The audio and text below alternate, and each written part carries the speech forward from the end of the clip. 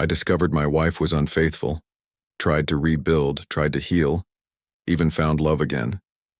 Then one day my ex tried to run me and the woman who saved me down in a mall parking lot. I've lurked on Reddit for years, silently nodding at other people's tragedies, never thinking I'd be the one writing mine. But here I am, hands trembling, trying to turn agony into words. Maybe it'll help someone. Maybe it'll help me. My name's Elliot, 38, living in a quiet suburb near Boise, Idaho. I married Vanessa when I was 32. I thought she was the one. 6 years later, all I had were wounds I couldn't explain. We met on Instagram. She was beautiful, clever, full of creative charm. I thought she was safe, unlike the chaos I grew up with. My father stayed with my volatile mother, weathering her breakdowns and plate-smashing rages at 3 a.m. I swore I'd never repeat his mistake. So when I met Vanessa, I did my due diligence. I watched how she spent money, how she treated waiters, how she responded to stress. She passed every test, patient, kind, thoughtful. She even made dinner when I worked late. I thought I had broken the cycle. We married in the hills, surrounded by gold leaves and candlelight, bought a cozy house with a porch swing. For a time, it was everything, until it wasn't. 2 years in, it fell apart. And not slowly, violently. Overnight, we were at war over nothing. Dirty dishes, forgotten errands. She resented my long hours. I questioned her constant outings. The warm woman who once slipped love notes into my bag now slammed cabinets over peanut butter. I begged for therapy. She rolled her eyes and said, "You pay for it." So I did. We went once. The therapist suggested Vanessa might be grieving. She broke down sobbing and stormed out, never to return. Her father had died months before our worst arguments began, but she wouldn't talk about it. She just grew colder. One night she screamed so violently, a neighbor called the police because I'd forgotten dry cleaning. That night I realized I no longer recognized her. We slipped into numbness. Same bed, no words, same house, no warmth. Each day copied the last.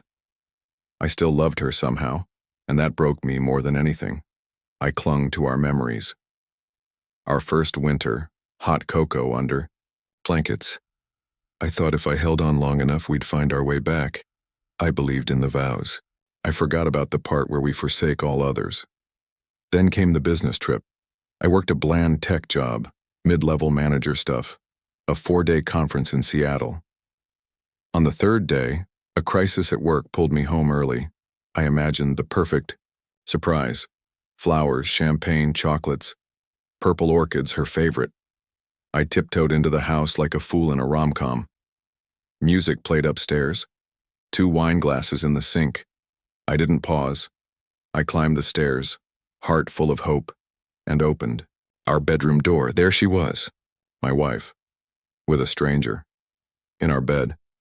No apology, no shame, just kept going like I was invisible. The orchids hit the floor like a funeral scatter. The man, half-dressed, ran past me like I was the help. Without thinking, I grabbed him. Didn't punch, just slapped him. Twice. Sharp and humiliating. Not because he was the enemy, but because he was convenient. Then I looked at her.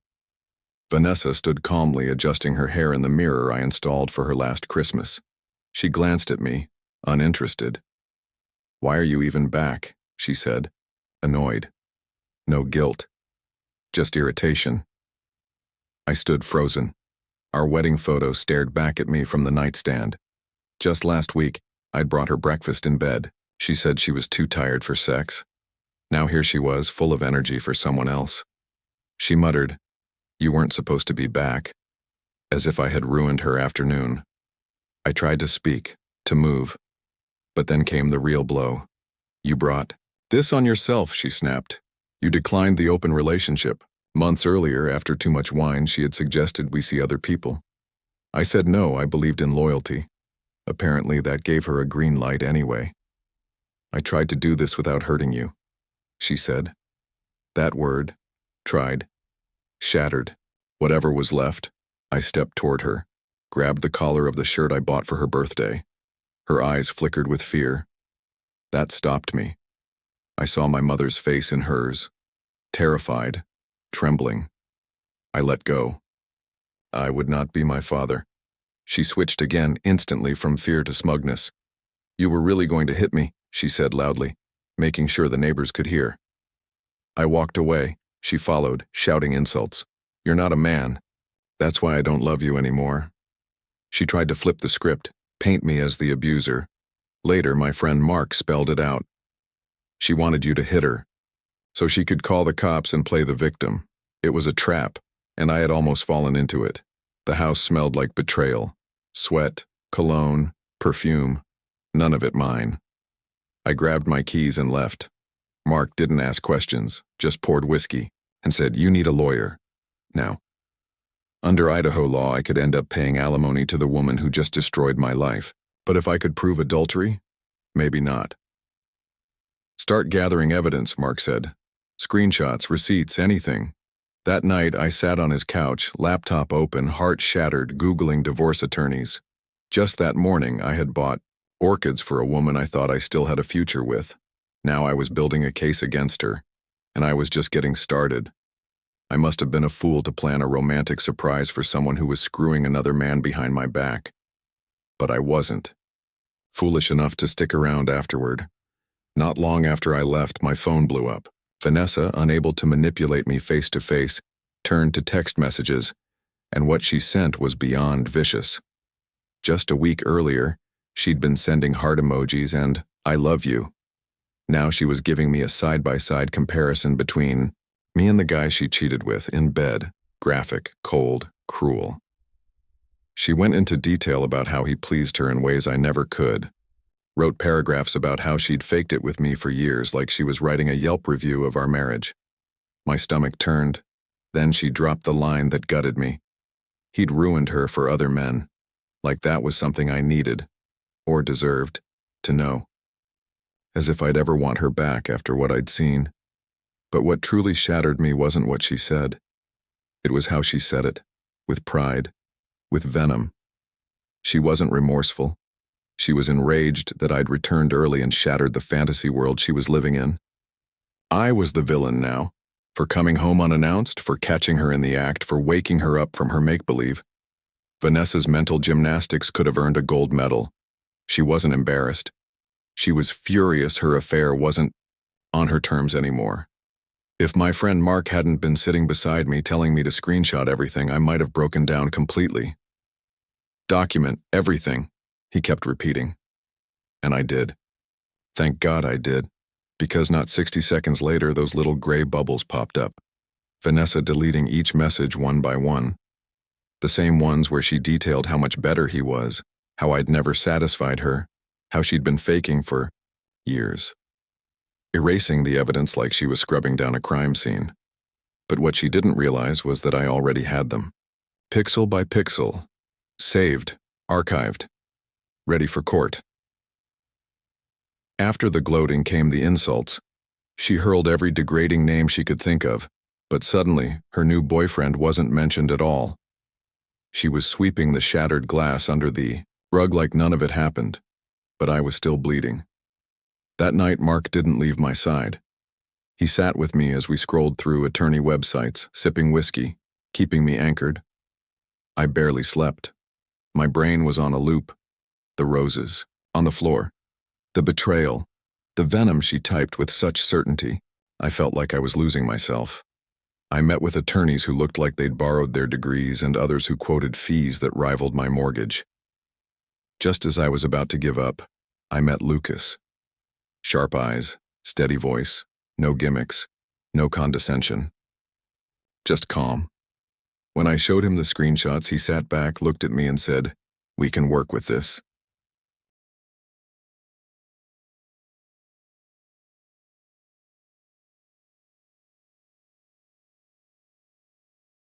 He warned me.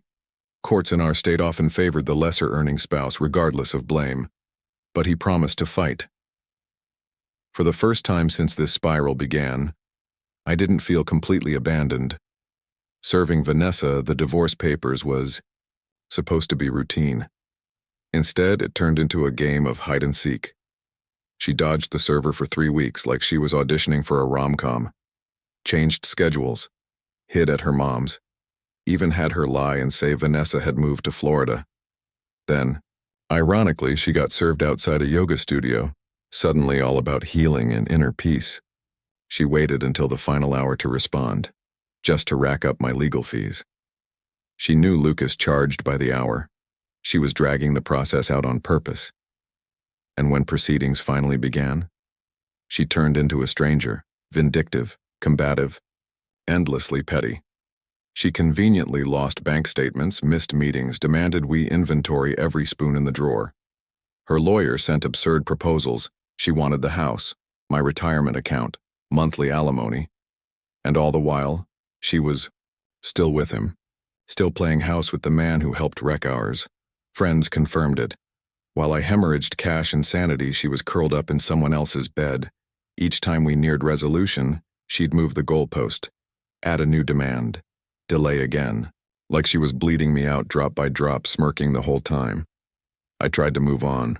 I downloaded the apps, Tinder, Bumble, met people, hooked up a couple times, told myself this was freedom.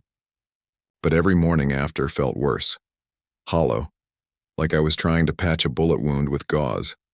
I'd told myself casual flings would help me forget, but they only reminded me why I said no to Vanessa's open relationship proposal in the first place. I wasn't wired that way. I wanted connection, real intimacy, the kind where someone remembers how you take your coffee, where a hand on your chest at night feels like home. I needed something, anything, to stop my mind from unraveling. Before the chaos, I was a reader. Used to stay up late with books, but during the unraveling, everything got loud. Yelling, lawyers, slammed doors. I stopped reading. One rainy Saturday, instead of answering another email from Lucas or swiping on strangers, I stepped into a dusty little bookstore on the edge of downtown. Hardwood floors creaked beneath me. Cats dozed in the windows. Books were everywhere, stacked like forgotten dreams.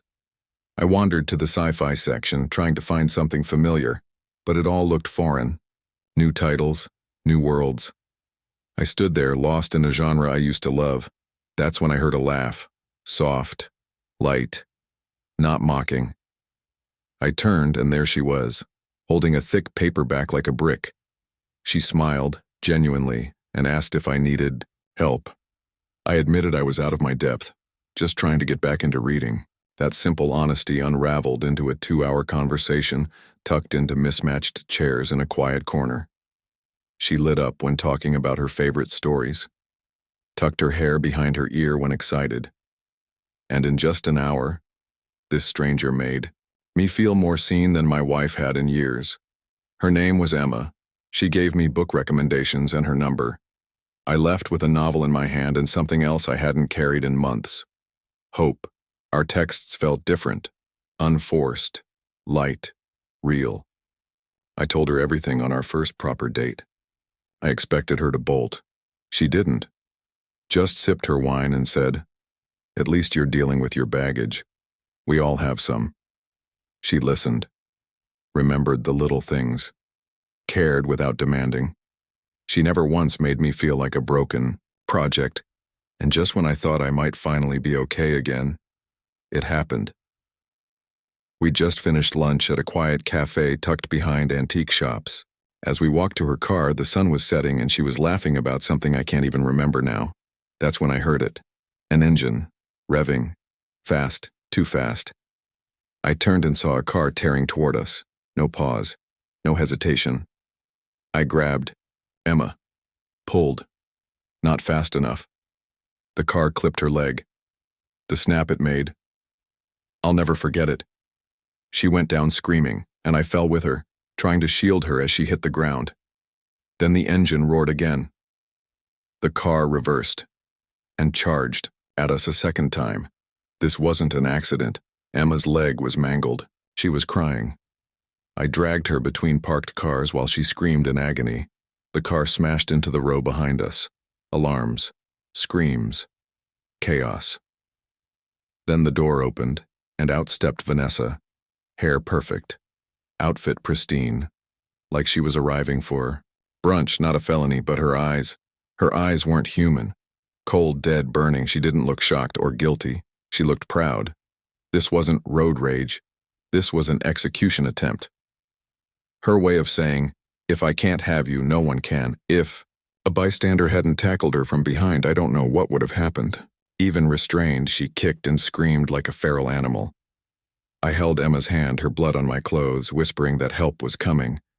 But my eyes never left Vanessa. This woman once made me heart-shaped pancakes. Now she was trying to murder the only person who made me feel human again. The police came. Then the ambulance. Even in pain, Emma reached for me. Vanessa? She was dragged away in cuffs, screaming obscenities. It's been a year since that day. But I still hear the tires. I still see the look in her eyes. And I still feel Emma's hand in mine. Proof that something soft and good had tried to survive. The wreckage. She shrieked at me in that parking lot, voice cracked, mouth foaming rage, while strangers instinctively backed off, not from the words, but the venom behind them. She had just tried to run us down, and yet somehow in her fractured logic she was the wronged one. That's when it clicked. Vanessa wasn't just angry. She was unhinged. I had caught her cheating. She shattered our vows, and then dragged out the divorce for a year just to keep hurting me. Now, after trying to murder the woman I loved, she still wanted to wear the halo. I stood frozen as police loaded her into the cruiser.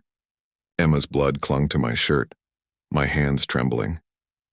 The woman I once thought I'd grow old with had just tried to kill the only person who brought me back to life. And the cruelest part? I wouldn't have blamed Emma if she left me right then. Emma spent months fighting to walk again, rods in her leg, rehab every day. When I finally told her the truth, that it was Vanessa who tried to kill her, I couldn't even raise my eyes. I waited for her to say the words I dreaded. I can't do this. Instead, she squeezed my hand and joked, well, at least she'll have plenty of time to deal with that road rage, behind bars. She smiled, genuinely. This woman, wounded, pinned back together by screws and steel, was still trying to make me feel okay. I asked her if she still wanted this. After everything.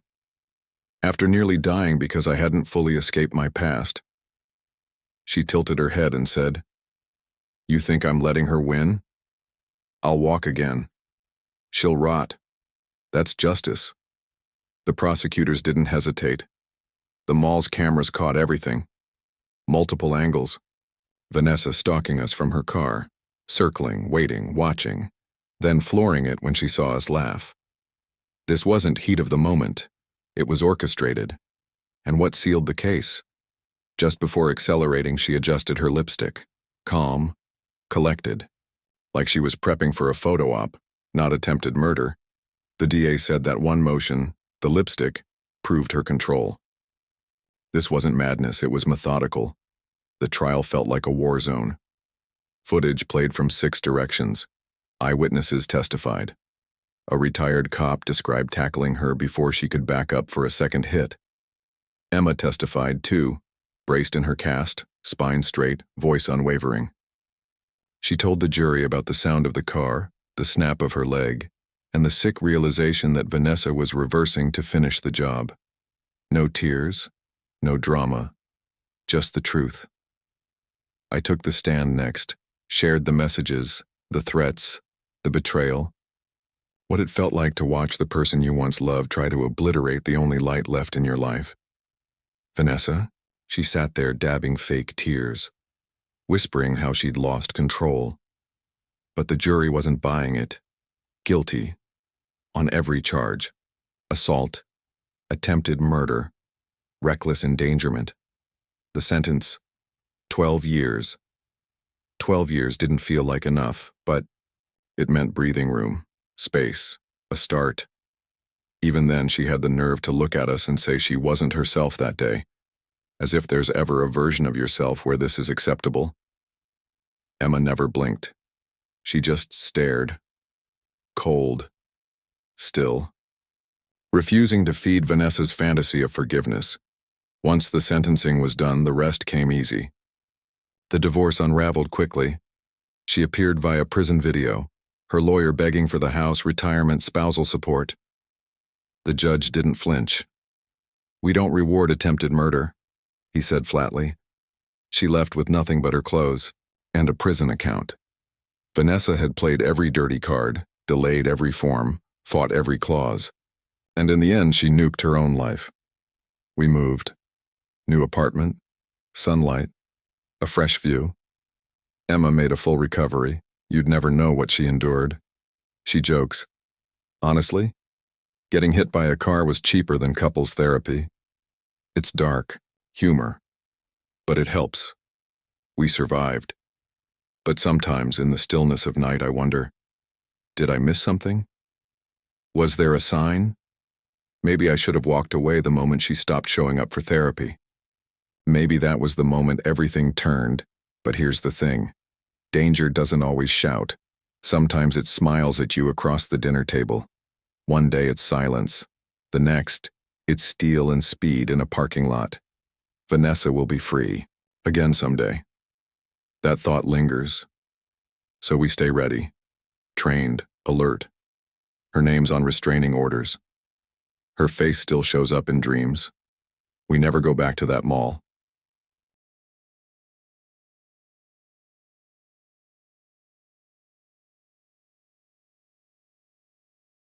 If you're divorcing someone unstable, don't dismiss your instincts.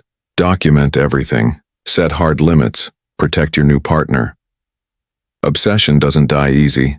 Emma and I still visit bookstores, just in a different part of town.